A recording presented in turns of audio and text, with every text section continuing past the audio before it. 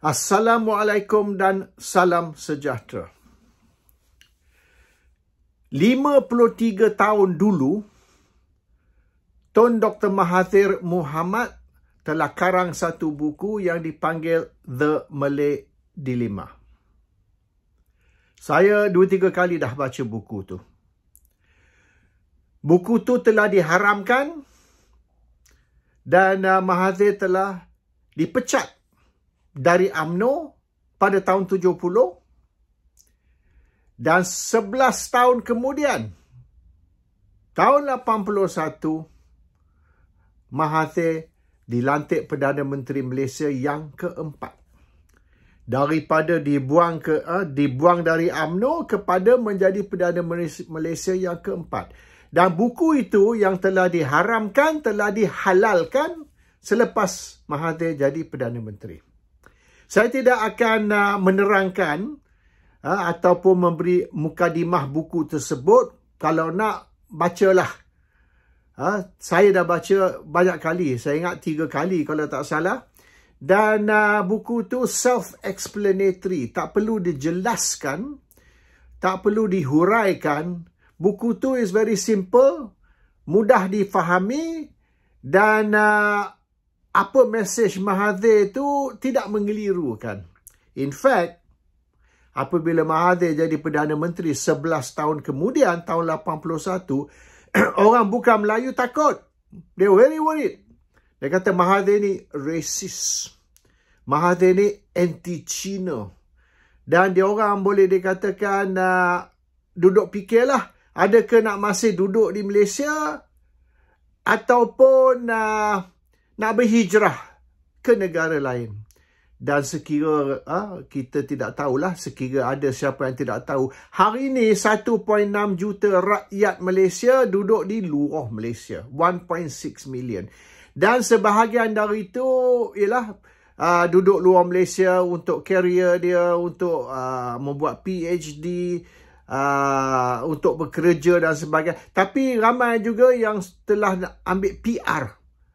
Ataupun telah melepaskan Malaysian citizenship dan sekarang menjadi warga negara asing, tidak lagi warga negara Malaysia. So dah ada macam-macam lah. Ada yang kerja few years balik dan sebagainya. Tapi 1.6 juta, sebahagian besar dari 1.6 juta ialah orang bukan Melayu. More than 1 million dari 1.6 million orang bukan Melayu. Dan mereka tidak ada niat nak balik ke Malaysia. Sebab pandangan mereka, Malaysia ni negara rasis, Malaysia ni negara apartheid macam Afrika Selatan. Iaitu kita ada 2 taraf rakyat. Taraf nombor 1 iaitu orang Melayu. Taraf nombor 2 ialah orang bukan Melayu. Second class citizens, non-Malays. Anyhow. The issue is, buku The Malay Dilemma, kalau saya nak tulislah kata tak, The Malay Dilemma 2.0, karangan Raja Petra Kamarudin. Untuk sambung buku Tun Dr. Mahathir, iaitu The Malay Dilemma, saya boleh buat. I have enough data, I have enough hujah misalnya. Lengkap, saya boleh tulis buku The Malay Dilemma 2.0 dengan senang. Bagi saya sebulan saya boleh siap. Tetapi buku tu akan di-ban juga. Macam buku The Malay Dilemma Hak Mahathir. Oleh kerana sekarang ni Malaysia ada undang-undang 3R. Iaitu kita tak boleh sentuh isu race, religion ataupun royalty. Isu perkauman, isu agama dan isu Raja-Raja Melayu. Ini juga yang dibuat dulu, 1400 tahun dulu, juga yang dibuat oleh kerajaan Mekah. Kerajaan kafir Mekah. Diorang pun ban, mengharamkan isu 3R. Dan oleh kerana itu, Nabi Muhammad SAW dan penyokong-penyokong atau pengikut-pengikut Nabi Muhammad telah boleh dikatakan menghadapi diskriminasi, telah didera, telah diseksa. Akhirnya Nabi terpaksa suruh penyokong-penyokong dia berhijrah. Pergilah berhijrah ke negara Kristian pun tak apa. Sebab di dalam negara Kristian, orang Islam atau pengikut Nabi Muhammad akan mendapat sanctuary atau akan dipelihara. Dan akhirnya Nabi sendiri diarah oleh Allah untuk berhijrah. Dan Nabi berhijrah ke Madinah. So, semualah orang Islam termasuk penyokong-penyokong Nabi Muhammad dan sebagainya diarah berhijrah supaya mereka ada kebebasan bersuara. Kalau tidak, dalam Mekah tidak ada kebebasan bersuara dan mereka ada undang-undang macam undang-undang Malaysia sekarang, undang-undang 3R. Diharam bercakap tentang agama, diharam menyentuh isu bangsa Arab, diharam menyentuh pemimpin Mekah masa itulah. Raja-raja Melayu, dia orang ada raja-raja Arab dulu situ. So, the 3R punya undang-undang ni sudah ada 1400 tahun dulu. Undang-undang kafir yang dituju kepada orang Islam. Untuk menyekat orang Islam atau pengikut Nabi Muhammad dari bersuara, baik isu bangsa Arab, baik isu agama Islam, baik isu pemimpin-pemimpin Mekah. Yang today boleh kita anggap sebagai pemimpin di Malaysia tu, baik pemimpin kerajaan ataupun raja-raja Melayu. Samalah. Cuma konsep dia sama. Cuma dia punya structure tu beza sikit. Structure dulu dengan structure di Malaysia sekarang. So anyway, saya boleh buat The Malay Dilemma 2.0. I can do it 1 month. Tak ada hal.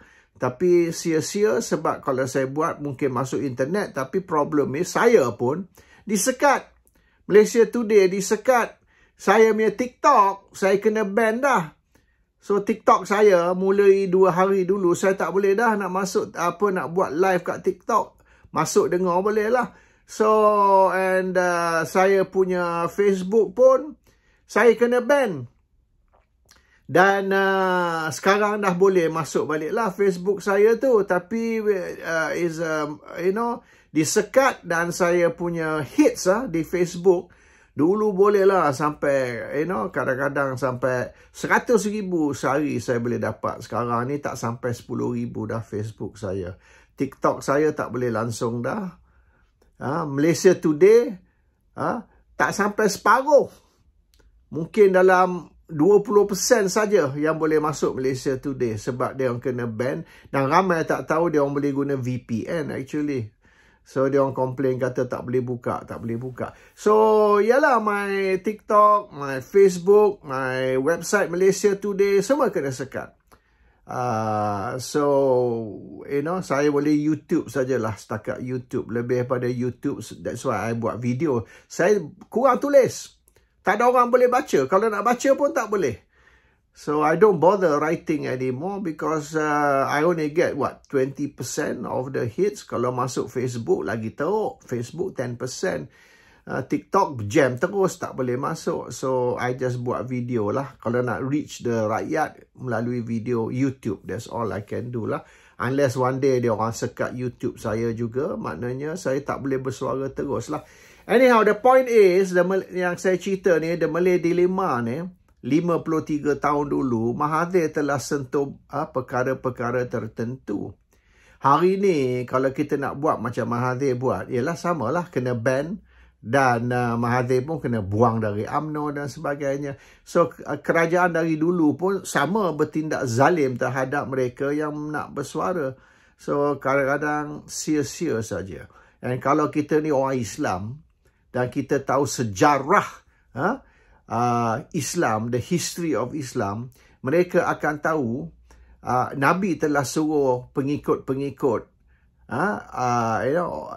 ataupun umat Islam berhijrah, leave Mekah, pergi ke negara Kristian, jangan duduk di Mekah. Dan mereka pergi negara Kristian, mereka dapat perlindungan tau. dari dia punya raja yang beragama Kristian memberi perlindungan kepada orang Islam.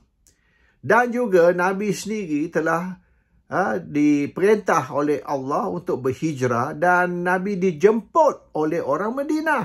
Dijemput untuk bertetap di Madinah dan menjadi seorang pemimpin Madinah by invitation, in fact. Bukan dia ni pelarian. So, kalau ikut sunnah Nabi tu, kita boleh buatlah. Tapi kita nak bersuara, tentang politik Malaysia tu, itu rumit sikit sebab macam-macam sekatan diberi.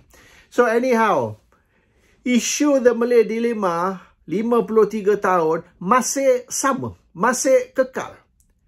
In fact, tak perlu kita tulis Malay Dilemma 2.0 pun. Ambil Malay Dilemma cukup. Baca Malay Dilemma dan macam, Malay Dilemma 53 tahun dulu, hari ni masih applicable. It's still valid. You don't even need Malay Dilemma 2.0. Malay Dilemma yang asal, the first one oleh Mahathir pun, still applicable. Masih boleh relevant untuk hari ni. So, yang isu 3R ni, kita tak boleh sentuh isu agama, isu bangsa, isu raja-raja Melayu. Tuhan pun tak setuju dengan undang-undang tu. Tuhan pun nak kita bersuara. Sebab tu dalam Quran, dia beritahu amar ma'ruf nahi munkar, itu perintah Allah tu. Itu maknanya satu arahan dari Tuhan. So, kalau kita nak menafikan amar ma'ruf nahi munkar, maknanya kita ni melanggar hukum Allah. Mana-mana satu kerajaan yang kata, awak tak boleh bercakap pasal agama. Siapa cakap? Quran tak cakap macam tu. Islam tak cakap macam tu. Tuhan tak cakap macam tu. Undang-undang mana ni yang kata kita tidak boleh bercakap tentang agama? No, that's not God's law. That one is going against God's law. Itu menentang hukum Allah. So, jaga sikit. Jangan kita ni mengubah Quran. Itu dikatakan mengubah Quran. We are amending the Quran. We are changing the Quran. Mana boleh kita ni nak edit Quran? Cannot. Quran cannot be edited. Quran cannot be amended. Quran is kekal hingga kiamat. And Quran mewajibkan amar ma'ruf nahi munkar. Kita pula kata tak boleh cakap pasal agama. Kalau cakap pasal agama tu, kita boleh ditangkap di bawah Sedition Act, Akta Hasutan, dan boleh dipenjarakan sekiranya kita bercakap tentang Islam. Hello. Kalau betul nak ban perbualan ataupun discussion tentang agama, suruh pusat Islam tu cetak Quran baru di mana amar ma'ruf nahi munkar tu dipadam. Dan ni orang keliru. Nanti orang ingat ini perintah Allah, you kata perintah Anwar lain. Jadi Anwar ni jadi macam Fir'aun. Fir'aun dulu, dia tinggi pada Tuhan. So, jangan Anwar pula nak jadi tinggi pada Tuhan. Kena berpandu kepada Quran. So, be very careful. Sebab ini akan menyesatkan orang Islam. Orang Islam akan berfikir, bercakap pasal agama ni salah. Mengikut Quran, salah. This one, because bukan semua orang Melayu ni cerdik. Ramai jahil. So, you have to be very careful. Some of these orang dari zaman kejahiliah ni, zaman jahiliah ni akan salah tafsir. But the important thing is, yang saya nak cerita ni, hari ni lah, ialah minggu lepas Lim Kit Siang datang Manchester, dia berjumpa dengan rakyat Malaysia, kaum Cina, dan dia beritahu kata, Perlembagaan Malaysia tidak menghalang orang bukan Melayu menjadi Perdana Menteri Malaysia. Betul lah. That one is correct kalau ikut Perlembagaan Malaysia. Kalau ikut Perlembagaan Malaysia, orang Islam boleh keluar Islam, masuk jadi Kristian kalau ikut perlembagaan lah. So, Tun Dr. Mahathir Mohamad pun biasa cakap yang sama masa dia Perdana Menteri. Mahathir pun biasa beritahu orang Melayu, orang UMNO dan juga rakyat Malaysia bahawasanya orang bukan Melayu boleh jadi Perdana Menteri. Kalau ikut perlembagaan, nothing wrong. Menteri besar lain. Kecuali Pulau Pinang dan Melaka, negeri yang tidak beraja. Negeri lain, negeri yang beraja, menteri besar kena orang Islam, orang Melayu. Dan kelazimannya orang lelaki, bukan orang perempuan lah. Mungkin masa depan akan bertukar orang perempuan jadi menteri besar. So the point is, other than negeri beraja, negeri yang tidak beraja, Pulau Pinang tu, dia tak apa, orang Cina boleh jadi chief minister, no problem, but not menteri besar. So Perdana Menteri pula tak perlu orang Melayu ataupun lelaki ataupun beragama Islam. So this is the problem, because kita tahu mustahil seorang katalah ambiga, ambil contoh, orang perempuan bangsa India beragama Hindu boleh jadi Perdana Menteri Malaysia, walaupun perlembagaan tidak menghalang, tapi convention akan menghalang. Mungkin 100 tahun dari sekarang ke 50 tahun dari sekarang benda ni boleh berlaku, tapi dalam keadaan sekarang ni is impossible to happen. And ini menimbulkan kontroversi sebab Lim Kee Siang datang Manchester, dia beritahu kaum Cina, rakyat Malaysia, yang orang bukan Melayu, bukan Islam boleh jadi Perdana Menteri Malaysia. So ini akan menimbulkan, in the first place, ini isu 3R. In the second place, ini akan menimbulkan perselisih faham di mana Pakatan Harapan ataupun kerajaan akan buka pintu untuk orang bukan Melayu, bukan beragama Islam untuk menjadi Perdana Menteri Malaysia satu masa akan datang. Now, I think Parlimen lah, majority lah ahli Parlimen perlu cadang pindaan perlembagaan.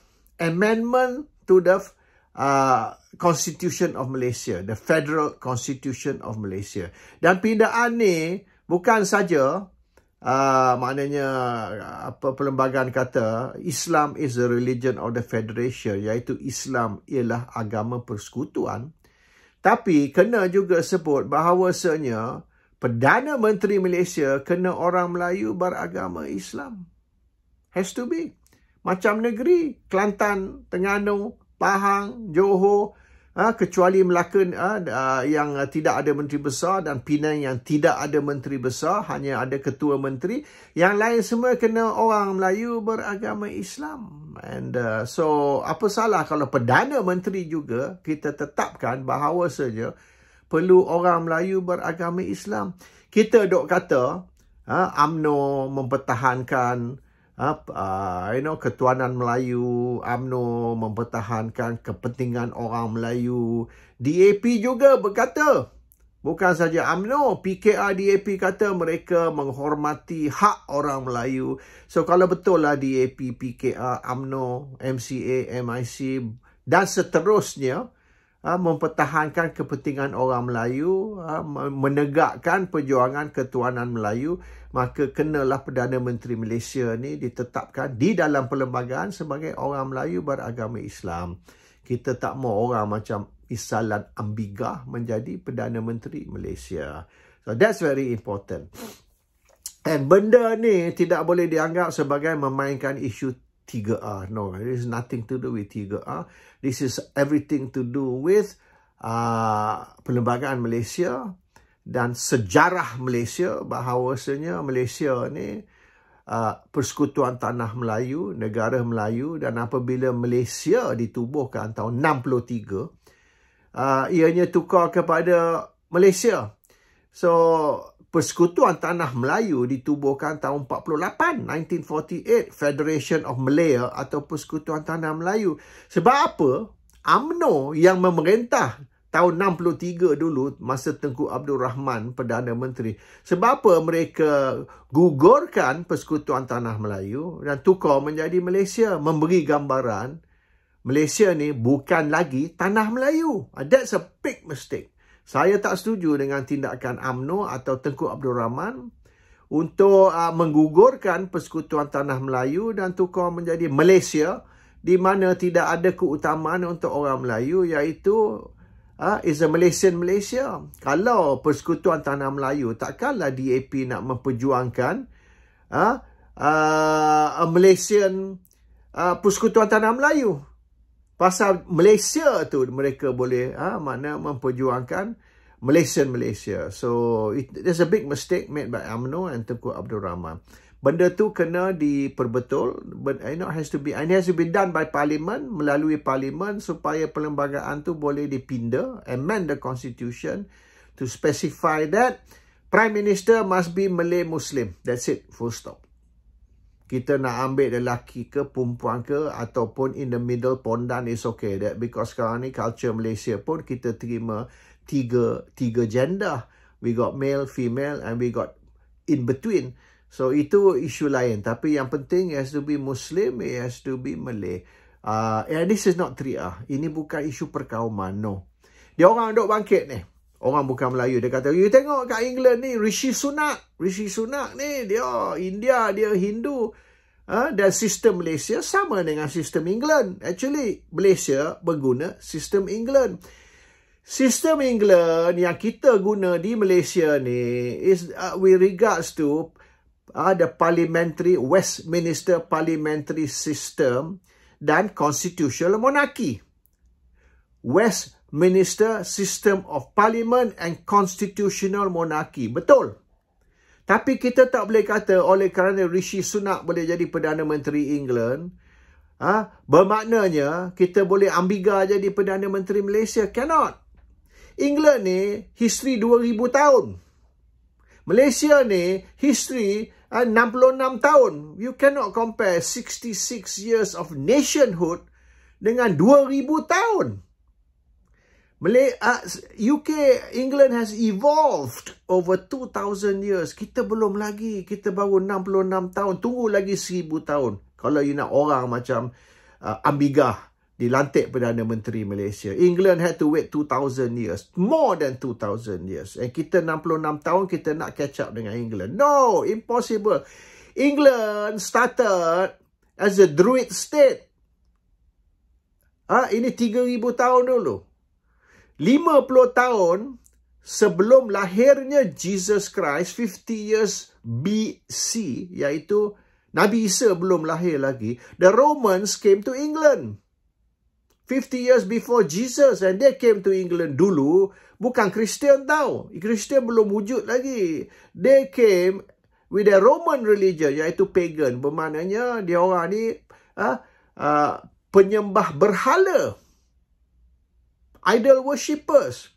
Kemudian 300 tahun kemudian, bila Roman dah balik, keluar balik England, by then Christianity sudah datang ke England, so England became Christian. Tapi sebelum tu England was pagan, Druids. And then came the Romans, also pagans, ya. Selepas tu came the Saxons. Saxons dia mari Christian. Lepas Saxons tu came the Vikings. Dari Norway, dari Denmark. So from Norway and Denmark, the Vikings came. Dia orang pun pagan. Dia orang bukan Christian. Maknanya orang England, orang Christian England dulu, dia panggil orang Viking ni kafir. They are kafir dalam istilah England atau istilah Christian. Kemudian diorang pun menjadi Christian few hundred years later. So we had a migration of different too.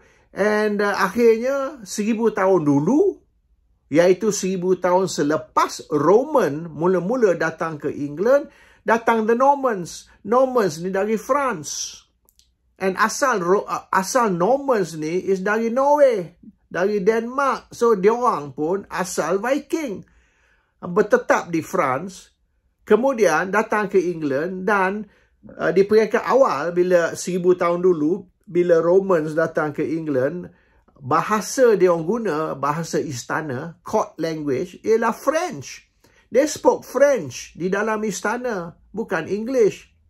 Akhirnya agama asal, agama Briton asal tu hilang, bahasa dia pun hilang. Nobody speak Gaelic anymore. The old language dia macam Latin dekat Italy. Orang tak bercakap Latin dah dekat Italy. They don't speak Latin ni, hanya bahasa diguna dalam law. In law they use Latin. Tapi tak guna. Kalau you cakap Latin, you pergi supermarket cakap Latin, orang Italy tak faham apa you cakap. They don't speak that. So maknanya 2000 tahun of development and the original Englishman no longer exists. The original English language no longer exists. Dah hapus. Englishman has disappeared from England.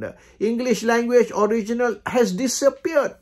We are now speaking, yang saya duk cakap English ni misalan, we are now speaking actually French. We are speaking French. We are not speaking English. Tapi French ni dia berubah. Boleh dikatakan the English version of French, not the French version of English. Pasal tu banyak perkataan dan istilah English is actually French. Dan jugalah beberapa istilah lain macam, okay, when we talk about alcohol. Alcohol is actually Arab maknanya. So kita pun, England pun banyak. Algebra is Arab. So there's a lot of Arab words in the English language. Termasuk juga kebanyakan is French. So when we have come to 2000 tahun of boleh dikatakan evolution, bermaknanya untuk Rishi Sunak jadi Perdana Menteri England is okay. Because England is no longer English.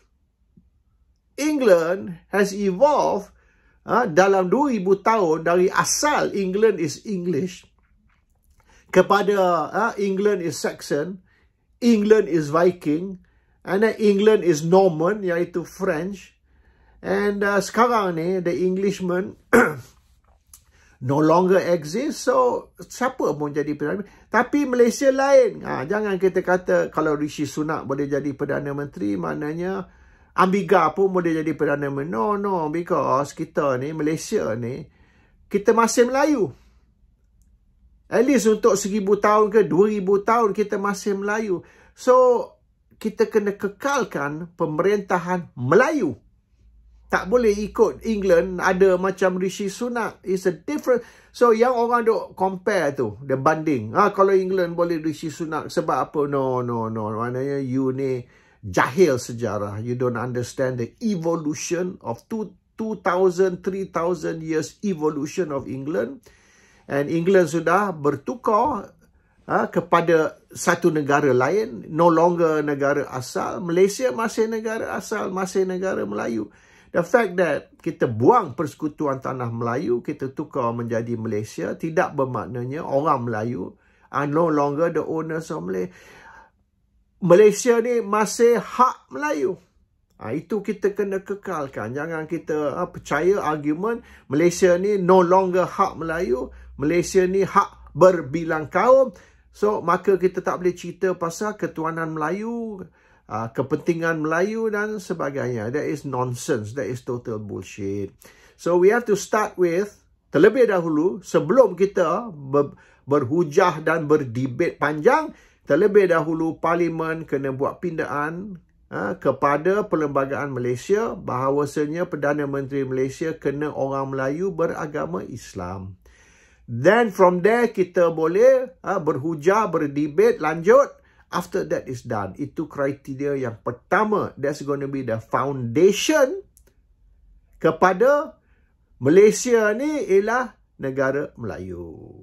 Assalamualaikum. Salam sejahtera.